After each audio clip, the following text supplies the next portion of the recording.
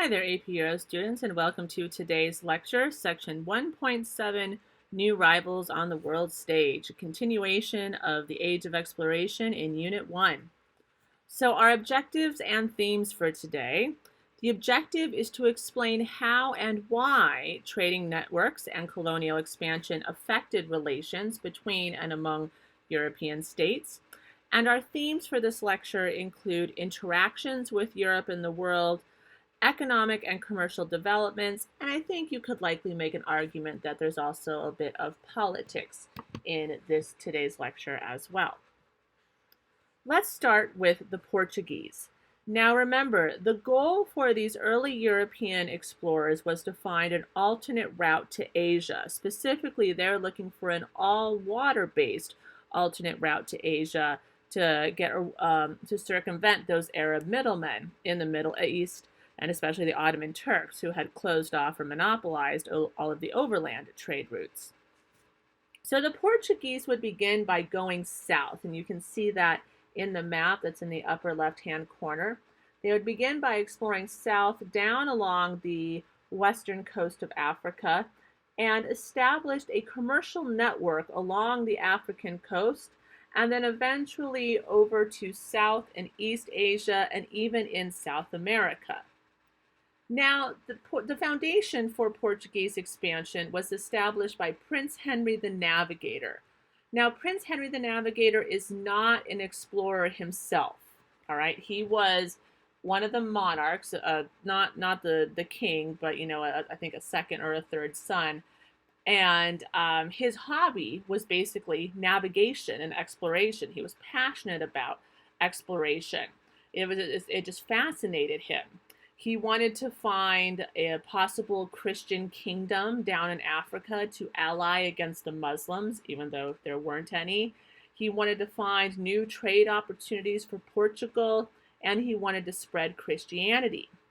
So his interest and, of course, his wealth and his position led him to establish a school for navigators in Portugal.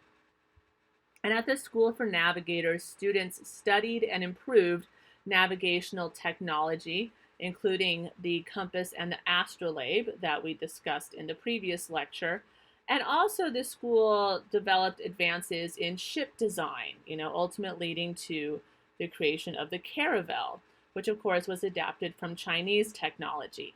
And the caravel ship is what allowed the Portuguese to explore some of those shallow coastal areas and even some rivers, but it was still strong enough to withstand storms on the ocean and had lateen sails and axial rudder, which gave sailors more control, and the Portuguese added a cannon to weaponize this ship. So Prince Henry the Navigator used his wealth to sponsor, meaning he paid for early voyages down along the African coast where the Portuguese were able to trade and acquire gold and slaves. And even though there were no major discoveries that took place during his lifetime, the efforts of Prince Henry the Navigator did usher in a new era of European exploration, which would make it possible for later Portuguese explorers and others to be successful. Now, the first real successful Portuguese explorer was a young man named Vasco da Gama. Now, Vasco da Gama also benefited from the knowledge gained by the earlier explorer, Bartholomew Diaz. You don't worry about writing his name down. But Bartholomew Diaz had led one of the first major explorations that had gone all the way down to the south part of Africa. We call this the Cape of Good Hope. All right. But when Diaz got down there with his ships, his men basically freaked out. They were convinced that they had gone to the ends of the earth and they were going to all be eaten by sea monsters. And so, facing a mutiny, Diaz had to turn around and go back.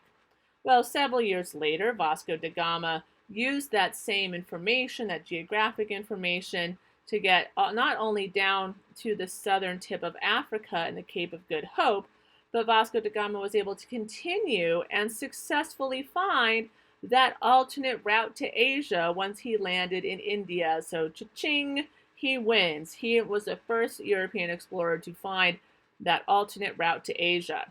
And this meant that he returned to Europe with tons of cargo. making himself and Portugal very wealthy. Now, this was a huge blow to the Italian monopoly on trade up till this point, which we had seen in the 15th century.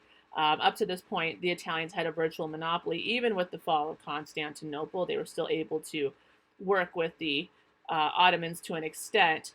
And really, once this alternate route to Asia is discovered by Portugal, and then later, of course, other countries will follow suit, this is a huge economic and political blow to the Italian city-states, and really is the beginning of the end of their dominance in Europe. Now, another notable Portuguese explorer was a man named Amerigo Vespucci. If you may be thinking to yourself, that doesn't sound very Portuguese, you're right. He was actually an Italian sailing for the Portuguese. Now, Amerigo Vespucci is notable because he is going to explore Brazil, right? This was after the voyages of Christopher Columbus, who had, quote unquote, discovered America. But Amerigo Vespucci had been exploring south of the Caribbean, where Columbus had most of his initial voyages, and he would ultimately be able to claim Brazil for Portugal. But more importantly than that, Amerigo Vespucci was perhaps the first European to realize that this new territory that Columbus had discovered was not just some islands off the coast of China or India, but in fact, it was a whole new continent. And this is also why ultimately the continents are called North and South America after Amerigo Vespucci, and not North and South Columbia after Christopher Columbus. And this honors Vespucci's claim that he believed this was a new continent. So he also was able to lay claim to Brazil, and Brazil would become Portugal's really only major colony in the New World. And one of the things that Brazil became known for is the large number of slaves that would be imported to support the cultivation of sugar. And so sugar became the basis of the Brazilian economy that also was supportive of Portugal and maintained by massive amounts of slavery, which we'll talk about more in another lecture. One of the greatest achievements of the Portuguese, however, is not so much the discovery and the control of Brazil, but their ability to control the Indian Ocean spice trade, because this is really where the money was at least early on. Portugal wanted a monopoly on the spice trade because spices, things like pepper and even sugar, cinnamon, nutmeg, spices were more valuable than gold at the time. And so this was the market that the Portuguese really wanted more than anything.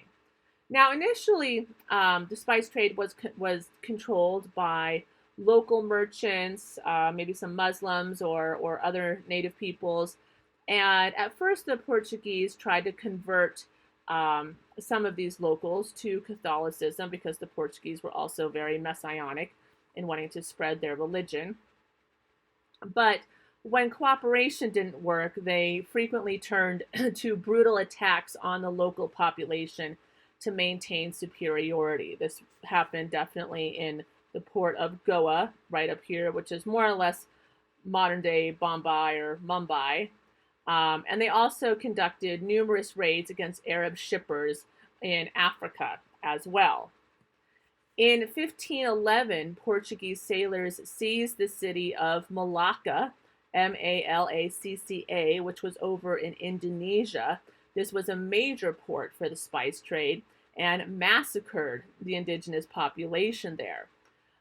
So over in Indonesia, they were able to capture and control one of the most important trading cities, and this then allowed the Portuguese to launch even more explorations farther east, eventually to other spice islands and to China.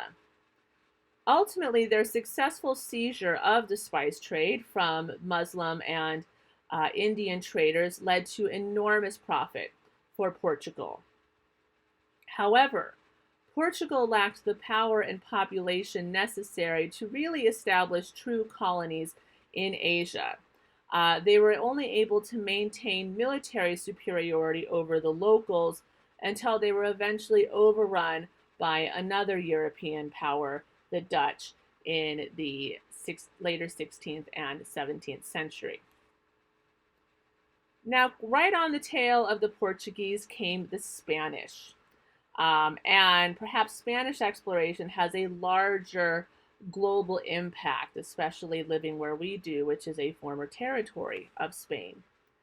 Um, so, some of the contributing factors that were unique to Spanish exploration were these what was the Reconquista and also something known as a Capitulación. So the Reconquista we learned about with the new monarchs. This was the process of reclaiming the Iberian Peninsula by Spanish Catholics, and the Portuguese did participate in this as well. But the Reconquista is part of what led to that fusion of Spanish identity and Catholicism, and that's deeply religious culture. And even after the Muslims had been expelled from the Iberian Peninsula, it's easy to argue that the conquest of the Americas was really a culmination of a longer process of imperial expansion that had been taking place since the 9th century. So that we could argue very easily that the Reconquista didn't end with the fall of Granada in 1492. In fact, that was really just the turning point, because 1492 was the same year Columbus, quote unquote, discovered the Americas, and the Reconquista basically continued there. Now, another contributing factor was something known as a capitulación. So a capitulación was a contract between the government and a soldier that promised payment or spoils of war upon a successful conquest. This was a way for Spanish men to advance in an otherwise very stagnant medieval society. Think back to that practice of primogeniture that I mentioned in the last lecture. This was one of the few ways that Spanish men who weren't the firstborn could make a name for themselves. And the capitulaciones were originally used during the conquest of Granada, in that last push of the Iberian Reconquista. And some soldiers were so successful, as a result of their capitulación, they went from being peasants to feudal lords, right? And so for centuries, the structure of military practice and increasing intolerance towards non-Catholic faiths ultimately shaped the way in which Spanish soldiers would engage in conflict in the New World, right? So the foundations for Spanish conquest are seen during the Reconquista. Now, the first and most famous Spanish explorer was Christopher Columbus, who was actually Italian. He was from the city-state of Genoa. And he had this cockamamie idea that instead of sailing south, like the Portuguese did, to sail west, because he did not think that there was a Western hemisphere. He also knew that the world wasn't flat. I just want to get that out of your brains right now, that Europeans knew the world was round. They had known the world was round since antiquity. All right, so it's not like he thought he was going to actually fall off the end of the world. Maybe your most ignorant peasants thought the world was flat, but most educated Europeans knew the world was round. But Christopher Columbus's mistake is he thought that the world was much smaller, and it didn't have the Pacific Ocean and the Western Hemisphere. So he thought that if he just sailed west, then he could reach China or India or the Spice Islands in a couple of weeks. However, none of the Italian city-states were willing to sponsor this idea that Christopher Columbus had, and so he ultimately made his way to Spain. And he appealed to the monarchs, Ferdinand and Isabella, and they were eager to compete with Portugal's successful expansion, and they gladly supported Columbus and his mission. And Columbus, in fact, received a capitulación himself from Ferdinand and Isabella that would reward him, extravagantly, and give him lots of money and crazy titles like Admiral of the Ocean and things like that. So Columbus's first voyage departed in 1492, and by that October, he landed on the Caribbean island of Hispaniola, which is more or less modern-day Haiti and the Dominican Republic. And when he landed there, he believed he had found Asia. basically some islands off the coast of China or India, which is why he referred to the natives as Indians. Overall, Columbus had 4 expeditions between 1492 and 1502. And the monumental significance of Columbus's expeditions was that it ushered in a new era of European exploration and domination in the New World. Now, of course, we can get into a lot of the details here that Columbus didn't actually discover the Americas. People already lived there. He wasn't even the first European to, quote unquote, discover the Americas. A Viking named Leif Erikson had done that a few centuries earlier.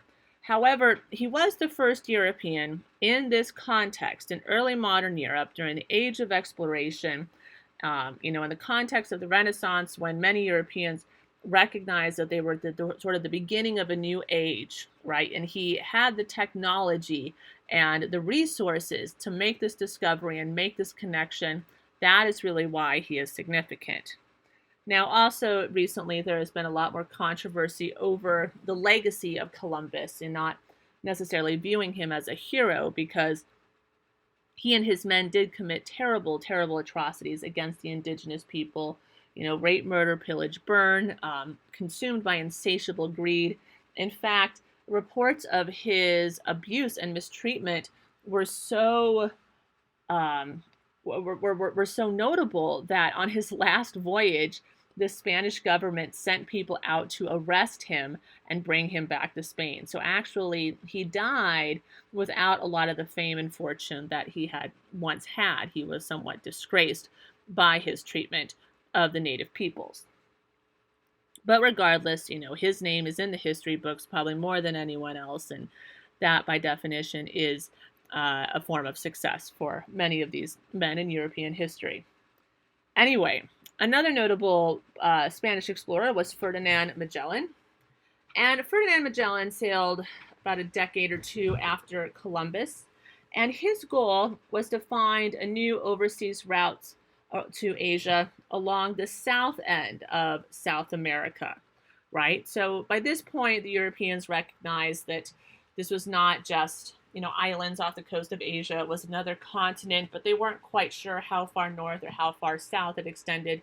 So Magellan thought that if he kept sailing south, he could get around the southern tip of South America and then go access Asia that way. Now, he eventually would make it to Asia, but it was a long and perilous journey. He had left Spain, I think, with 5 ships. One turned back once they realized how far they were going, and they were even still in South America at that point. Another ship crashed in the southern tip of South America, which is known to have some very hazardous waters. And 3 ships ultimately would start their way across the humongous Pacific Ocean. And none of Magellan's sailors knew how big the Pacific Ocean would be. And so they barely survived the journey, resorting to eating rats and drinking urine until they finally landed in the Philippines. And in the Philippines, they claimed that territory for Spain, which is why the Philippines would belong to Spain for many, many centuries. But Magellan was ultimately killed by the natives there, and some of his men were able to escape and finally make their way back to Spain. So, even though that journey across the Pacific, they thought it would only take 3 to 4 days, it took 3 months and 20 days. And even though we say Magellan was the first one to circumnavigate the world, meaning go all the way around, it was really only 1 ship out of 5 that returned to Spain with just 17 men.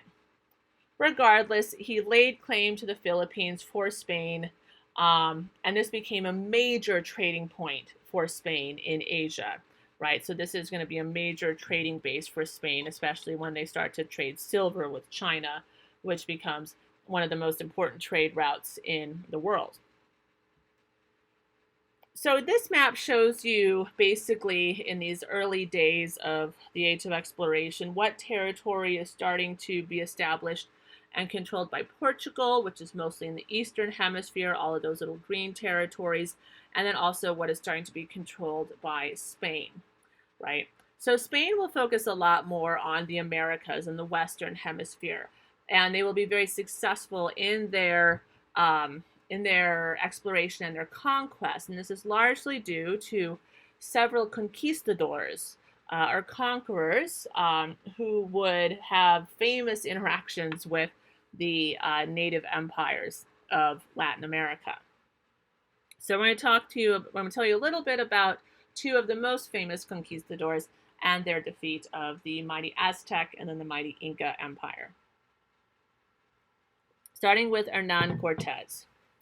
So Hernan Cortez it was a Spanish conquistador who was known for the defeat of the Aztec Empire in central Mexico. Now, before I tell you about Cortez, I want to tell you a little bit about the Aztecs. The Aztecs were a powerful empire based in central Mexico that existed there long before the arrival of the Spanish. Now, the Aztec had actually migrated from a more northern region in Mexico and had conquered the native peoples of that region. And the Aztecs were a very messianic, meaning they were deeply religious and saw themselves as a chosen people. They were very militaristic as well, very imperialistic, right, with their conquest and expansion. In a lot of ways, they're really quite similar to the Spanish. Now, Hernan Cortez was like your ultimate poster boy of a conquistador. He was from the poorest part of Spain.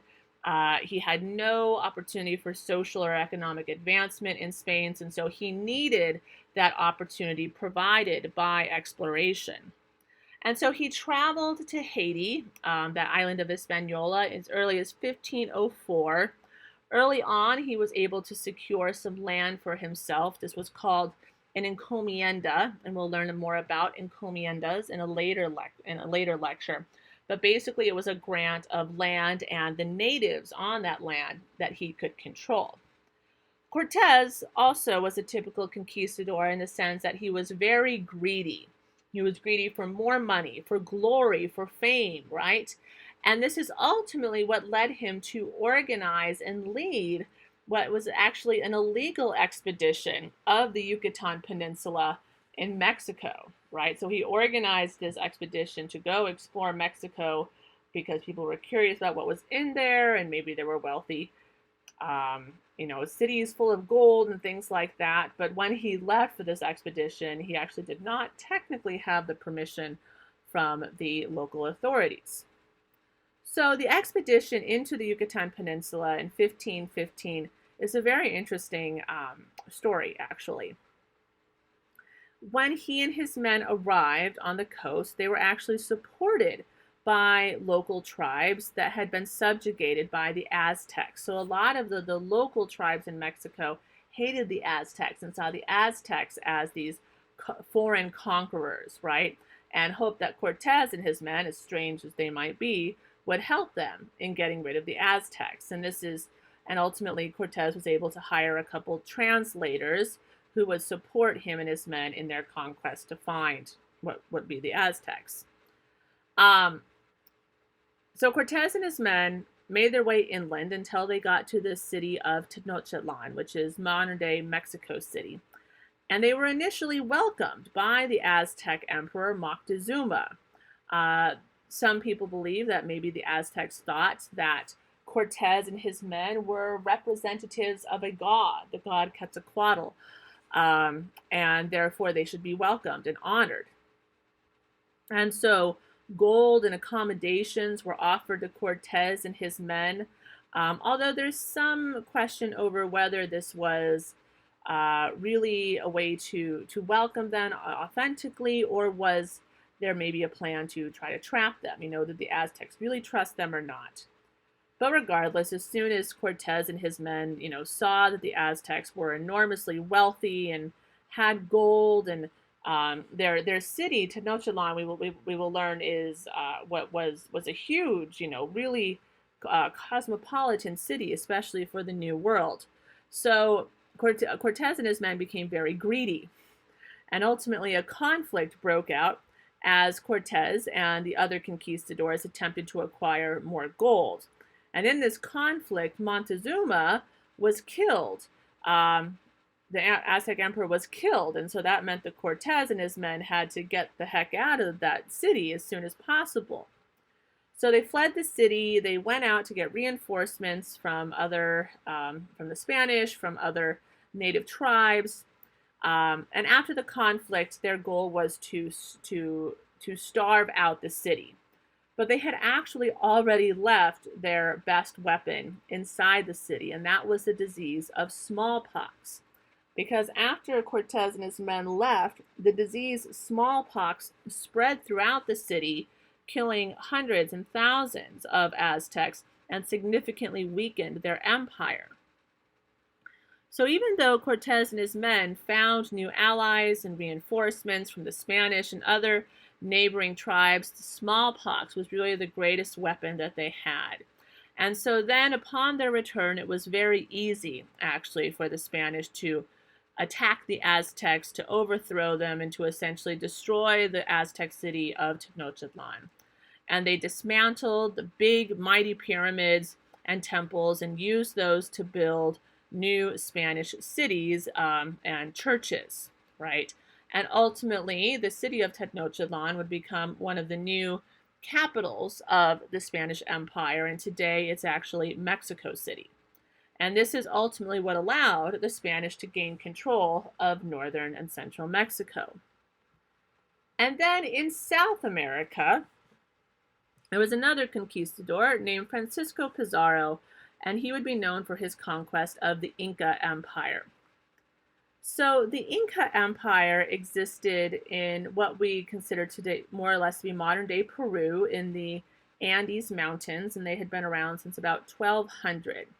They lived in a very diverse geographical region of the Andes Mountains, and because of this diverse geography, it actually encouraged more cooperation between populations so that they could survive and have a more diversified diet and get the things they needed from trade.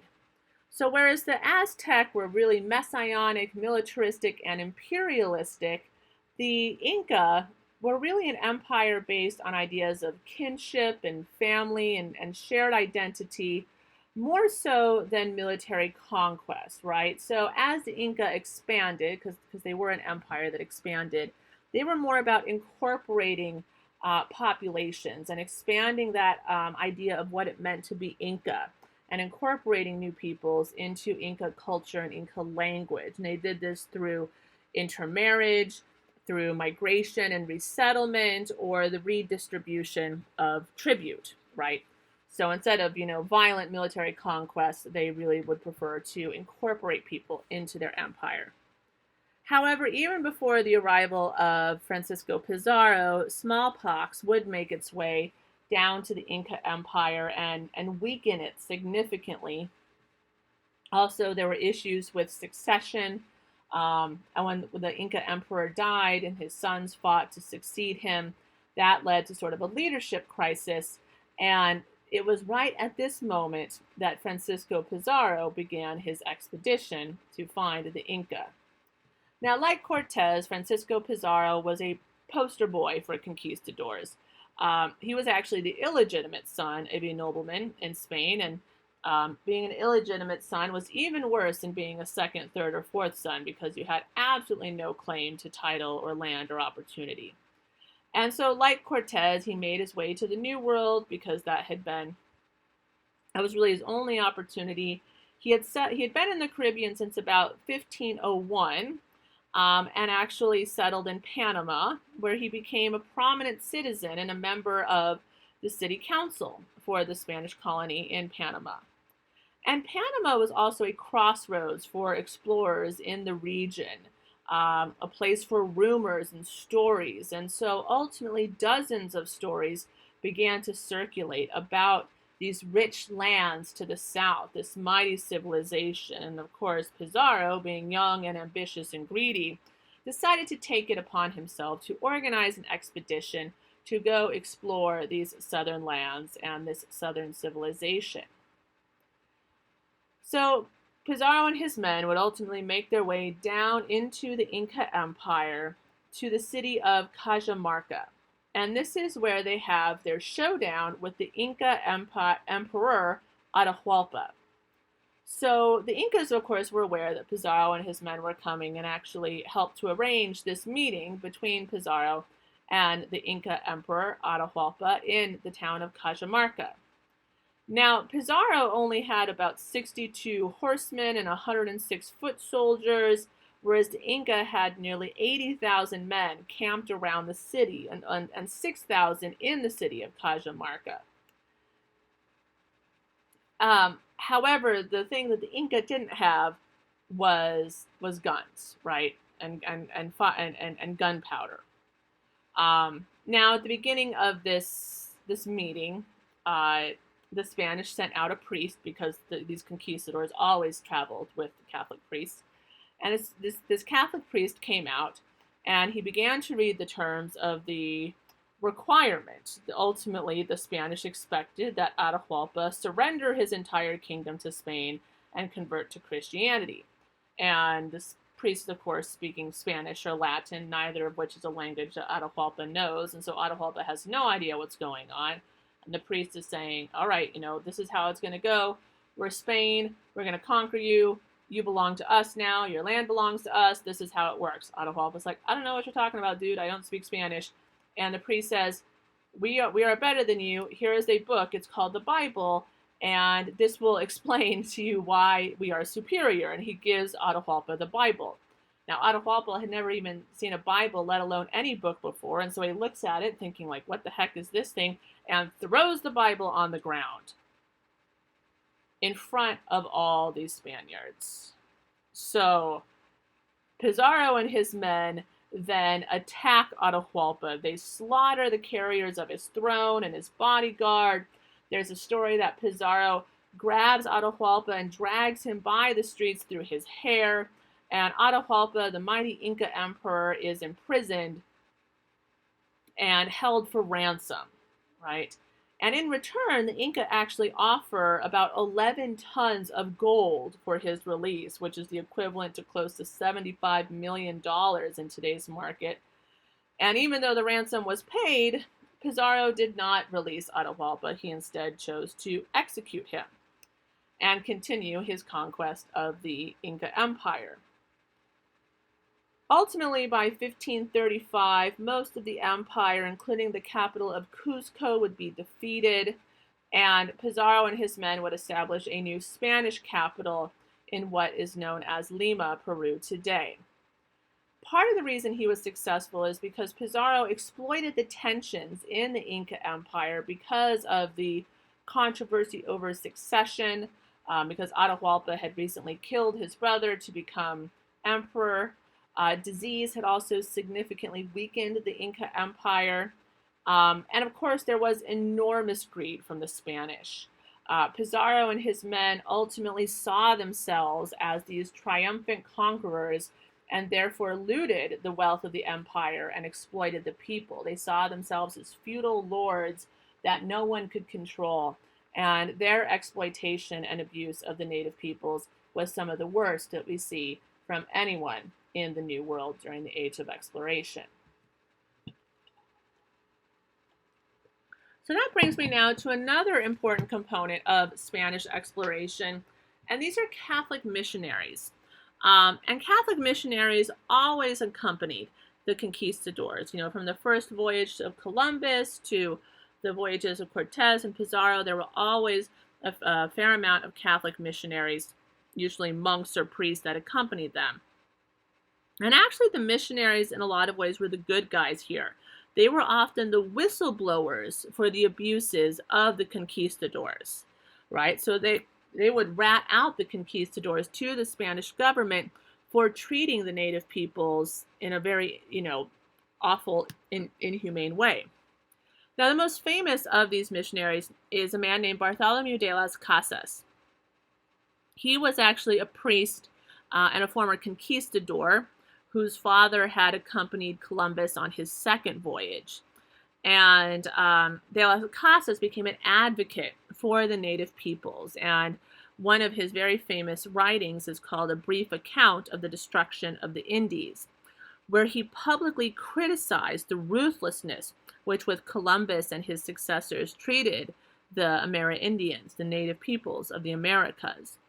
Now, his writings also helped spread what we call the Black Legend in Protestant countries, which basically suggested that Spain was accused of using Christianity, especially Catholicism, for ruthlessly killing countless natives, right? So there may have been some exaggeration here, but either way, de las Casas writings are used by Protestants to villainize Spain in Europe. But in reality, Protestant countries like England, an arch nemesis of Spain, were just as guilty as decimating Amerindian populations in North America. But beyond being the whistleblowers, Catholic missionaries also established villages and hospitals and orphanages and schools in the Americas. They would bring native peoples together in villages to teach them, European ways of life, but this also, of course, allowed them to control the lives of these natives. These Catholic missionaries often accompanied conquistadors, especially afterwards in later rounds of exploration, and would help to establish missions. And these missions are often also served as forts or military barriers. In fact, here in Tucson, we have San Javier del Bac, which was originally part of a mission that was one of the first European settlements in sort of this Tucson Valley.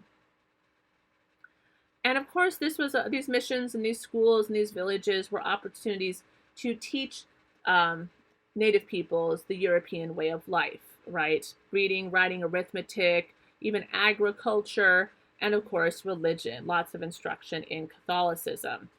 And the role of the Catholic missionaries is actually a very critical component in the implementation of European culture in the New World. For better or worse, we see European culture essentially replacing native culture. But there's also going to be other factors that contribute to that beyond just the actions of the Catholic missionaries. All right, moving on to some other European countries. The Netherlands are also actually going to play a very significant role in the Age of Exploration. Now, the Netherlands actually had a long history of trade. They had been a major trading center during the Middle Ages, and they had been part of the Hanseatic League. And we will learn later that for several years, the Netherlands were actually controlled by Spain. They were considered a Spanish possession, which I'll explain more later. But once they gained freedom from Spain around the late 16th century, they were able to develop politically and economically. And they also became, in their independence, they became a Protestant country, which was part of creating a very different identity from Spanish rule. Now, that Protestantism actually does serve a significant role in the development of the Netherlands. Because as we will learn, part of Protestant culture will focus on this idea of a Protestant work ethic that really emphasizes hard work and discipline and frugality. This was a very important element in Calvinism, which was the type of Protestantism we will see in the Netherlands. Also, Dutch Protestants were not messianic, meaning they were not interested in spreading their religion. Instead, that religious zealotry or enthusiasm was channeled really into this work ethic that encouraged individual endeavors towards gaining wealth, right? So instead of trying to convert people, they just wanted to work hard to make themselves and their families as wealthy as possible.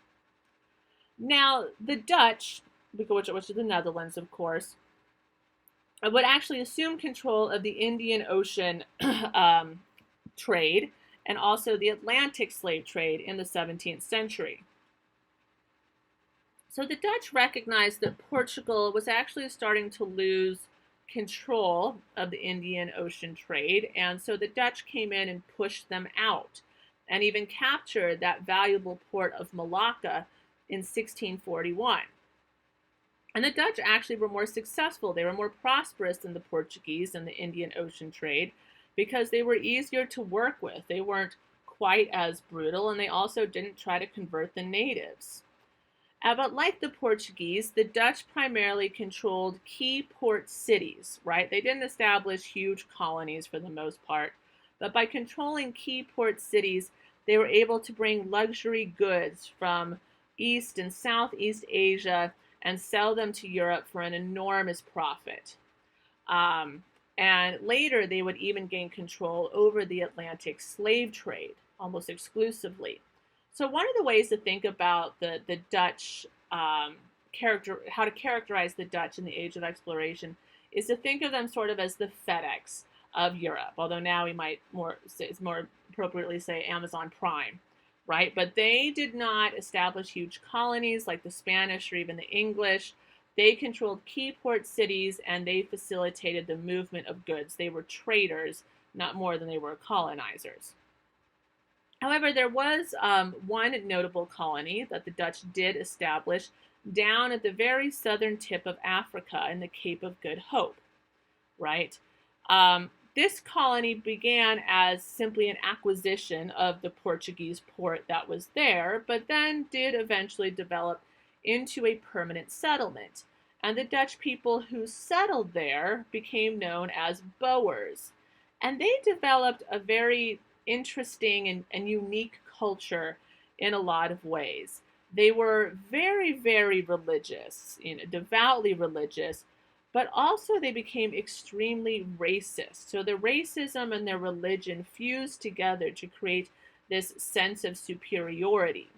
And they really became quite disconnected from mainland Europe. One of the nicknames I actually have for the Boers is I call them sort of European hillbillies because they, of course, have many elements of European culture, but then they miss out on all these other modern developments like the scientific revolution and the Enlightenment and the political revolutions and the Industrial Revolution, right? So when Europe starts to modernize in the 17th, 18th, even 19th centuries, this community of the Boers, at the southern tip of the world, are still living like they did in the 17th century, at least culturally.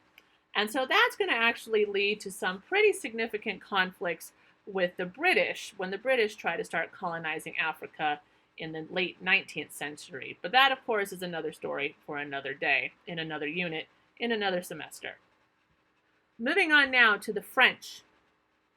So the French arrived at the age of exploration a bit later than the Spanish and the Portuguese because they were dealing with religious conflicts and turmoil in their own country.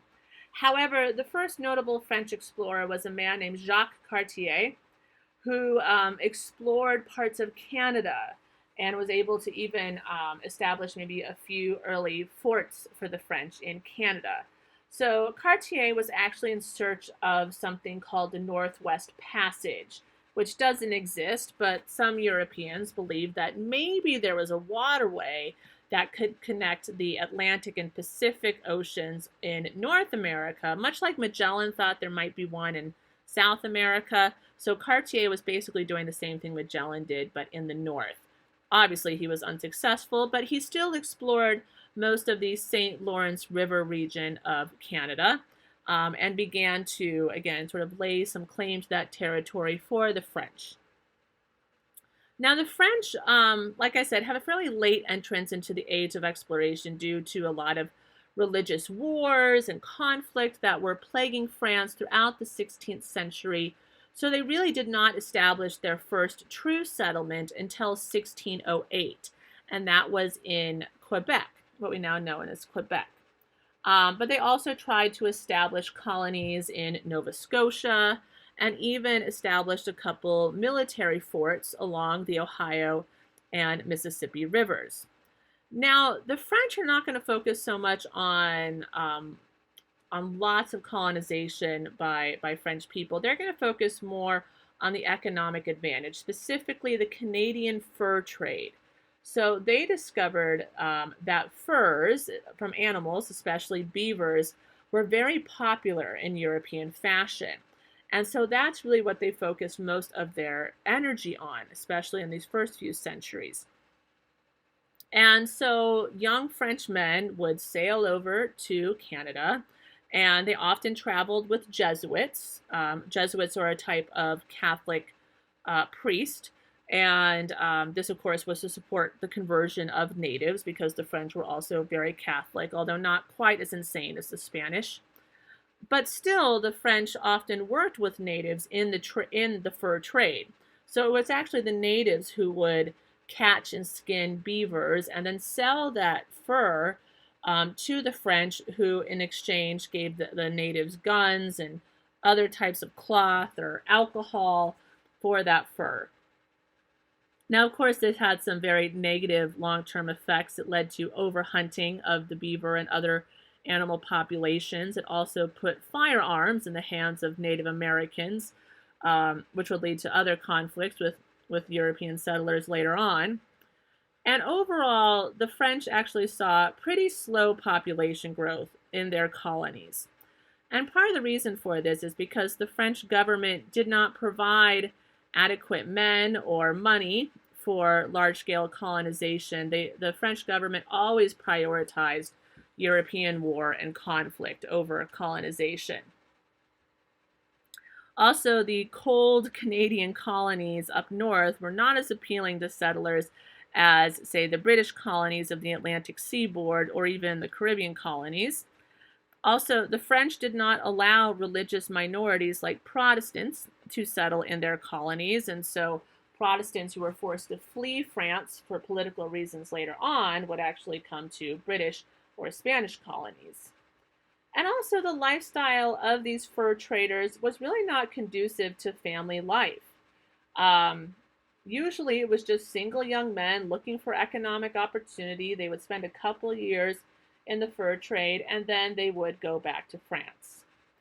However, despite this slow population growth, France would eventually lay claim to over one half of North America. You can see all that territory in blue is territory that was claimed by France until they were expelled by Britain in 1763 after the 7 Years' War. So speaking of Britain, next to the Spanish, they would probably have the most significant impact on the Age of Exploration, especially in the colonization of the New World. So the British also had a fairly late entrance to the Age of Exploration due to religious wars and turmoil. They were dealing with things like the War of the Roses, the Reformation, lots of wars with Spain. This all delayed exploration until the later 16th century. But at that point, they would focus their efforts on North America. In fact, the British established their first early colony in North America in the 1580s. This was a colony in what is more or less North Carolina today. It was called Roanoke, but this was a failed colony. It did not stick. But their first successful colonies were in Jamestown, Virginia, and then also up north in Massachusetts Bay. So Jamestown, which was established in the early 17th century, was the British first permanent colony in Virginia. It served as a military outpost. Whereas the Massachusetts Bay Colony was founded by Puritans, so religious immigrants who came over on the Mayflower. And the Massachusetts Bay Colony actually became a very attractive colony for settlers because, as we will learn, the political situation in Europe was in England in particular, was encouraging a lot of religious refugees, these Puritans, to leave England and go establish a colony for themselves in the New World. So, for example, by 1660, there were over 40,000 immigrants living in the Massachusetts Bay Colony.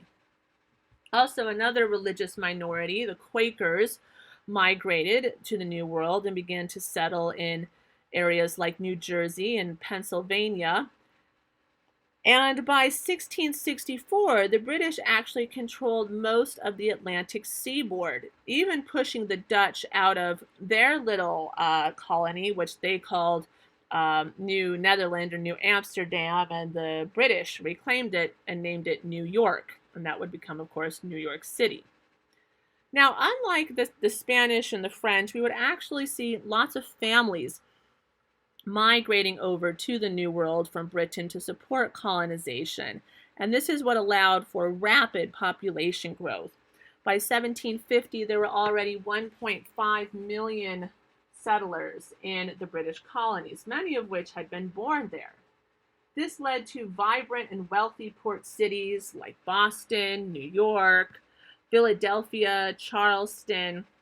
However, one of the things that, of course, made these colonies very wealthy was forced labor. This was a combination of African slavery, which was prevalent in the southern colonies, and also indentured servitude. So slaves were primarily used on the big southern plantations to farm cash crops like cotton and tobacco. They were not practical in northern cities or on small farms, so you don't see many African slaves in the north. And indentured servitude was another type of forced labor, but it was not for Africans. It was actually for other Europeans. So usually indentured servants were the same race as settlers, but this might be a young man or woman, someone maybe about your age, who was looking to migrate to the New World but didn't have the money. And so back in Europe, they would enter into something called an indenture or a contract, where they agreed to work for a person for anywhere from 4 to 7 years in exchange for a payment of that voyage to the New World. Right? So basically they would find a sponsor and they would agree to work for that sponsor for several years if that sponsor paid for them to get to the New World. And theoretically, at the end of that contract, the indentured servant would get a small piece of land, some tools, some clothes, and their freedom. And this was especially popular in the middle colonies in places like Virginia. Now, beyond North America, the other great achievement of the British Empire was gaining control of India. So the English established ports along the Indian coast in the 16th and 17th century, also trying to access the lucrative Indian Ocean trade network.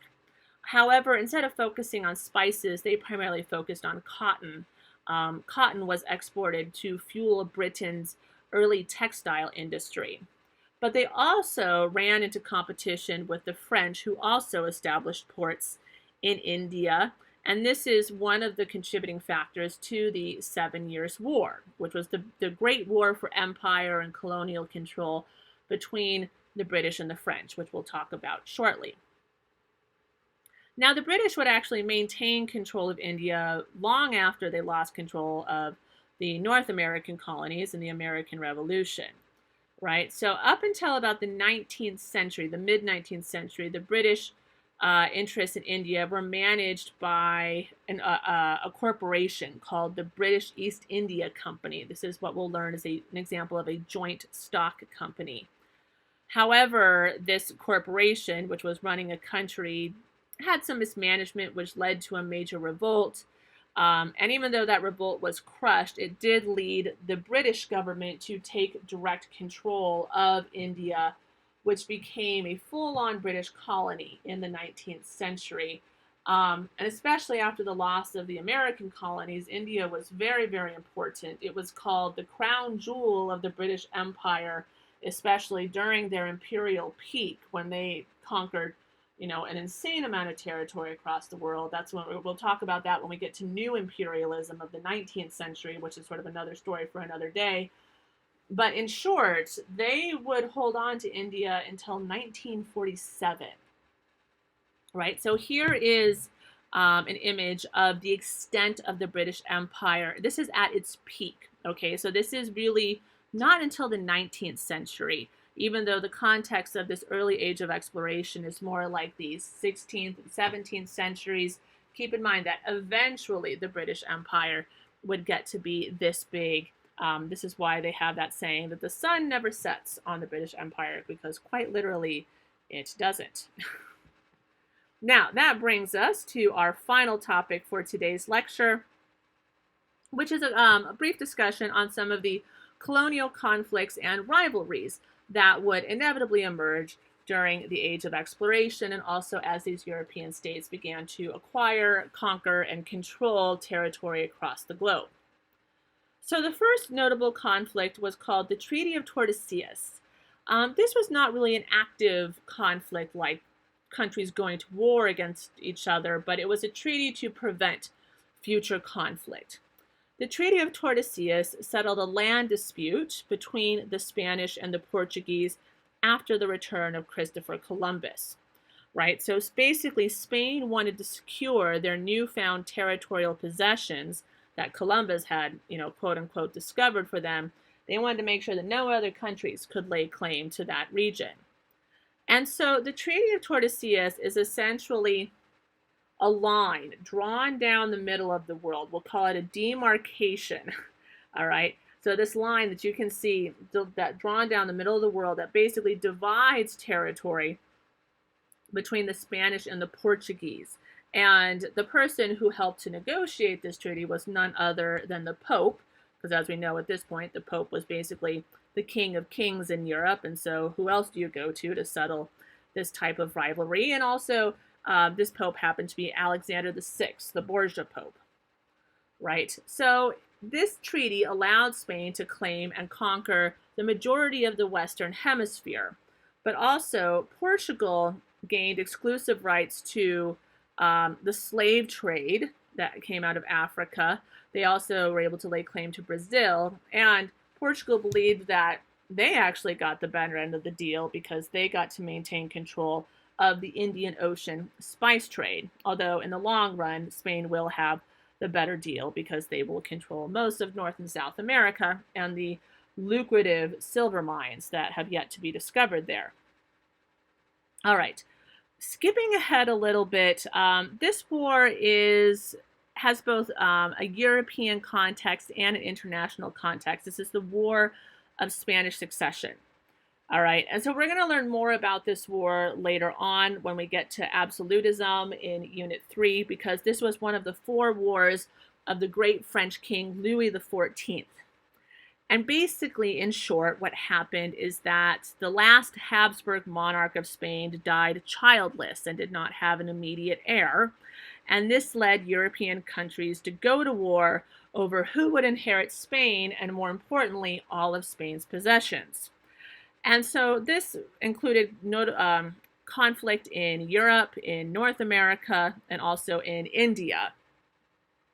Long story short, because we will learn more about this war later on, is that Spain actually got to keep most of its overseas possessions, right? It didn't have to, have them divvied up by other European powers, but it did lose some territories to the Netherlands and to Italy. But the bigger sort of long-term effect when we look at the global context is that the War of Spanish Succession allowed Britain to emerge as the leading colonial and commercial power in Europe.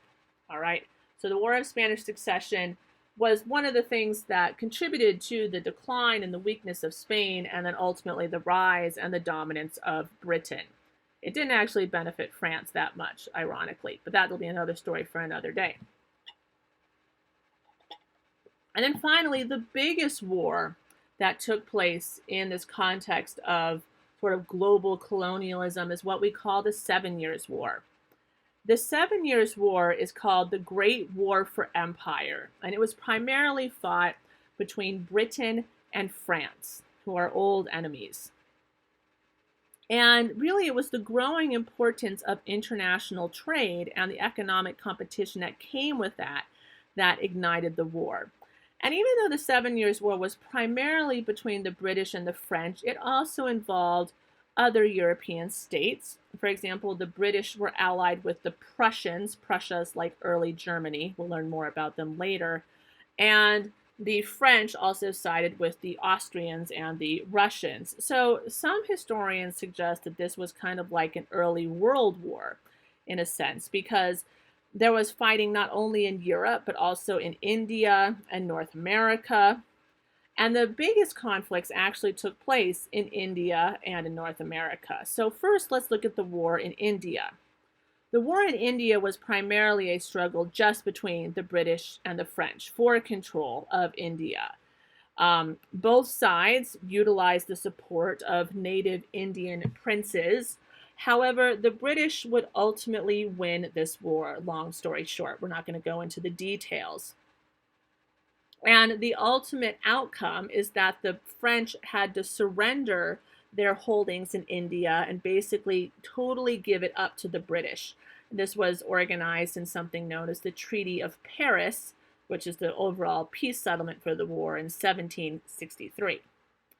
Then, on the other major theater in North America, this conflict is actually known as the French and Indian War. And this was really the greatest conflict of the 7 Years' War, with battlegrounds in the Gulf of St. Lawrence and the Ohio River Valley.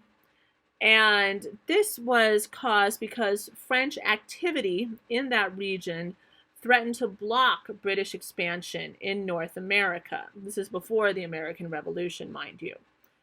And so the French actually allied with the Indians, although together they would later be defeated by the British. And again, in the Treaty of Paris, the French would be forced to relinquish the majority of their possessions in North America.